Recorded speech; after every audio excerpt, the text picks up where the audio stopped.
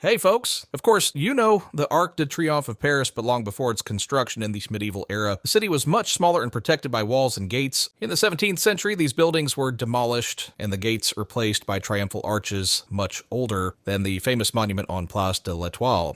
59 feet high, built in limestone, it has two additional passages on its sides. Built in 1674 by the architect Pierre Bullet, it was firstly the will of Colbert, the powerful financial controller, Secretary of State and Minister of the Navy of King Louis XIV, who wanted to separate Paris from the suburbs. This monument is entirely dedicated to the glory of Louis XIV, with two frescoes showing the king protecting a woman from the Germanic eagle, symbol of his victory at the Battle of Limburg, or this same king receiving keys from a kneeling woman, symbol of the capture of the city of Besançon.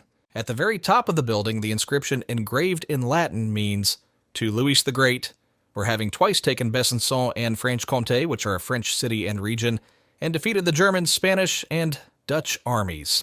Few steps away, you discovered another arch, built in 1672. Inspired by the Arch of Titus in Rome, built by the architect François Blondel, it is again a tribute to King Louis XIV to celebrate his victories during the war. 82 meters high, it is a unique arch richly decorated with victorious symbols. On the south side, trees of glory display helmets, breastplates, weapons, flags, and lions. The base of the pyramids presents allegorical figures. Holland in despair is flanked by a wounded and roaring lion, crushing with his paw a sword and 7 broken arrows, symbols of the 7 defeated United Provinces. Above the arcade, 2 elongated bas-reliefs commemorate the crossing of the Rhin, river tamed by Louis XIV and the river god, holding a rudder. 2 monumental statues decorate the bottom of the pyramids. On the north side, the upper frieze symbolizes the king's victory during the siege of Maastricht, as well as other illustrations of military victories. On each of the feet, a pyramid in relief is crowned with a globe carved with 3 lily flowers, motifs of the royal coat of arms and weapon trophies. At the top of the building, the inscription Ludovico Magno means "To Louis the Great."